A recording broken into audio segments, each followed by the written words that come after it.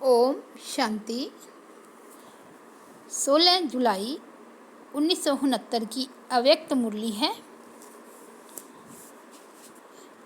अव्यक्त बाप दादा की मधुबन निवासियों गोपों के साथ अव्यक्त रूहान।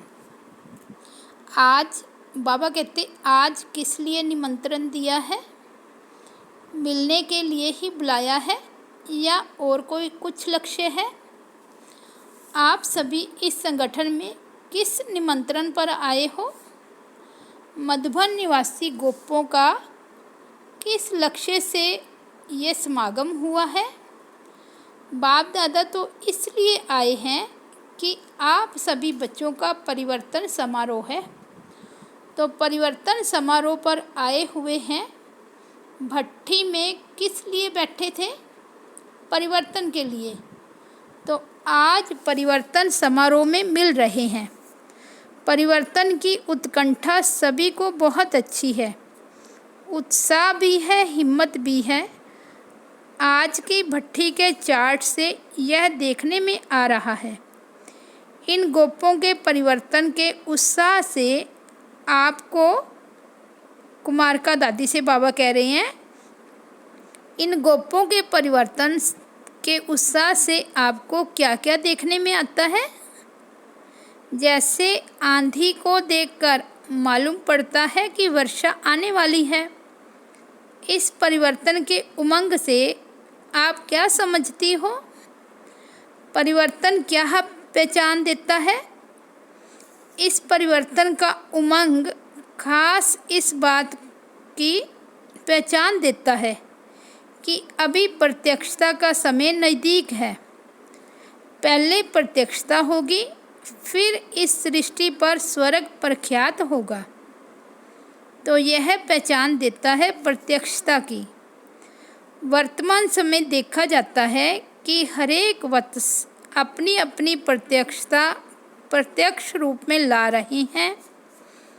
पहले गुप्त थे, जैसे सूर्य की रोशनी में सितारे छिपे हुए होते हैं। जब सूर्य दूसरे किनारे चला जाता है तो सितारों की चमक प्रत्यक्ष होती है। तो अब ज्ञान सूर्य व्यक्त किनारा छोड़ अव्यक्त वतन में खड़े हैं, तो व्यक्त देश में आप सितारों की प्रत्यक्षता देखने में आती है। पहले से अभी एक दो को ज़्यादा पहचानते हो ना। जैसे कहते हैं ना, एक एक स्टार में दुनिया है, लेकिन यह पता नहीं है कि एक एक स्टार की कौन सी दुनिया है। इस आकाश के सितारों में कोई दुनिया नहीं है, लेकिन यह धरती के चैतन्य सितारों में एक एक दुनिया है। अपनी दुनिया का साक्षात्कार होता जाता है। थोड़े समय में ही देखेंगे जो संगम का संपूर्ण रूप आप सभी का है। मालूम है संगम का संपूर्ण रूप कौन सा है? शक्तियों और पांडवों के रूप में। तो यह संगम का जो संपूर्ण स्वरूप है वह अब प्रत्यक्ष आप सभी को अपने में महसूस होगा। मालूम पड़ेगा हमारे कौन से भगत हैं, कौन सी प्रजा है। जो प्रजा होगी वह तो नज़दीक आएंगे और जो भगत होंगे वह आखिरी पिछाड़ी में चरणों पर झुकेंगे। तो हर एक सितारे के अंदर जो राजधानी अथवा दुनिया बनी हुई है वह अब प्रत्यक्ष रूप लेगी। जब यह प्रत्यक्षता होगी तब सभी ओह प्रभु का नारा लगाएंगे।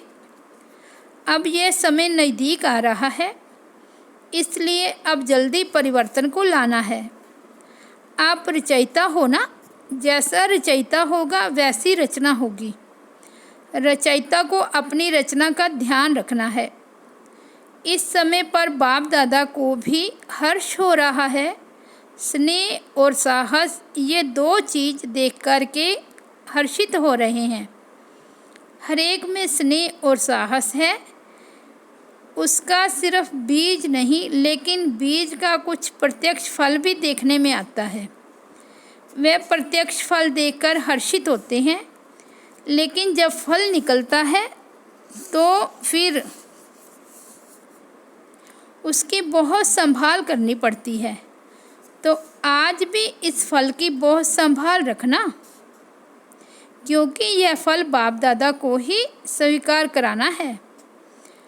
लेकिन ये खबरदारी रखनी है कि बीच में माया रूपी चिड़िया फल को जूठा न कर देवे। फल जब पक जाता है तो फिर पक्षी उसको खाने की बहुत कोशिश करते हैं, तो यह माया भी इस फल को खाने के लिए कोशिश करेगी। लेकिन आप लोगों ने किसके लिए फल पकाया है, तो संभाल भी पूरी करनी है। अभी अर्जुन फल निकला है, पूरा पक जाएगा फिर स्वीकार करेंगे, तब तक संभाल करनी है। फल की संभाल के लिए क्या प्रयत्न करेंगे, उसका क्या साधन है आपके पास। जरा भी फल अगर जूठा हो गया फिर स्वीकार थोड़े ही होगा। अब उम्मीद तो बहुत अच्छी है। सभी के मस्तक पर आत्मा का सितारा तो देखने में आता ही है, लेकिन उसके साथ साथ आपके मस्तक पर क्या चमक रहा है। उम्मीदों का सितारा चमकता हुआ बाप दादा देख रहे हैं। सिर्फ इस सितारे के आगे बादल को आने नहीं देना, नहीं तो सितारा छिप जाएगा। यह जो उम्मीद का सितारा चमकता हुआ देखने में आ रहा है, उसकी परवरिश करते रहना। कभी भी कोई कार्य में, चाहे स्थूल चाहे सूक्ष्म, एक तो कभी साहस नहीं छोड़ना, दूसरा आपस में स्नेह कायम रखना, तो फिर पांडवों की जय जयकार हो जाएगी। जय जयकार के नारे सुनने में आएंगे।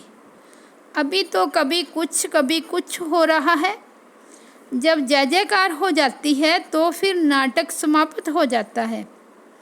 फिर आप सभी की अव्यक्त स्थिति का झंडा दूर से देखने में आएगा। आप सभी की अव्यक्त एक रस स्थिति का झंडा सारी दुनिया को लहराता हुआ देखने में आएगा। आज जो ये परिवर्तन की प्रतिज्ञा का कंगन बांधा है, ये अविनाशी रखना। कंगन उतारना नहीं है।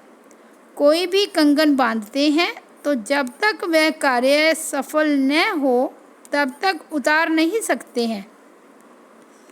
तो यह कंगन भी कभी उतारना नहीं है। आगे चलकर बहुत अच्छी सीन सिनरियाँ आएंगी, लेकिन वह सीन सिनरियाँ आपका परिवर्तन ही नज़दीक लाएगी। अपनी वैल्यू का भी पता पड़ेगा। जब अपनी वैल्यू का पता पड़ेगा तब वह नशा चढ़ेगा। अभी कभी क्या वैल्यू रखते हो, कभी क्या वैल्यू रखते हो। भाव में हेर फेर होते हैं। जैसे कोई चीज़ निकलती है तो पहले भाव थोड़ा नीचे ऊपर होता है, फिर फाइनल हो जाता है। अपनी वैल्यू का अभी फाइनल मालूम नहीं पड़ा है। कभी समझते हो बहुत वैल्यू है, कभी कम समझते हो, लेकिन यथार्थ हर एक की वैल्यू क्या है वह अभी जल्दी मालूम पड़ेगा। यह मधुबन जहाँ आप बैठे हो, यह सारी सृष्टि के बीच में क्या है। मधुबन है बाप दादा का सारी दुनिया के बीच में बड़े प्यार से बनाया हुआ शोकेस।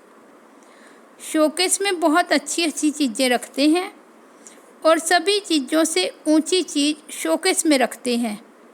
तो मधुबन सारी दुनिया के लिए शोकेस है। इस शोकेस में आप अमूल्य रत्न रखे हुए हो। यह मालूम है कि हम मधुबन शोकेस में अमूल्य रत्न हैं। शोकेस में जो चीज़ें रखी जाती है उसका खास ध्यान रखा जाता है। तो आप सभी भी शोकेस के मुख्य रत्न हो। आपको देखकर सभी समझेंगे कि अंदर माल क्या है। अगर एक बात याद रखेंगे तो शोकेस से शो करेंगे। जो कर्म हम करेंगे हमको देख और करेंगे। हर एक को समझना है, मैं अकेला नहीं हूँ, मेरे आगे पीछे सारी राजधानी है। मेरी प्रजा, मेरे भगत मुझे देख रहे हैं। हम अकेले नहीं हैं। अकेले जो काम किया जाता है उसका इतना विचार नहीं रहता है। अभी अपने को अपनी प्रजा और भक्तों के बीच में समझना है। सभी आपको फॉलो करेंगे। जो भी सेकंड सेकंड कदम चलता है वह तुम्हारा संस्कार आपके जो भगत और प्रजा है उनमें भरता जाएगा। जैसे माँ के पेट में गर्भ होता है तो कितनी संभाल करती हैं, क्योंकि माँ जो करेगी, जो खाएगी, वह संस्कार बच्चे में भरेंगे।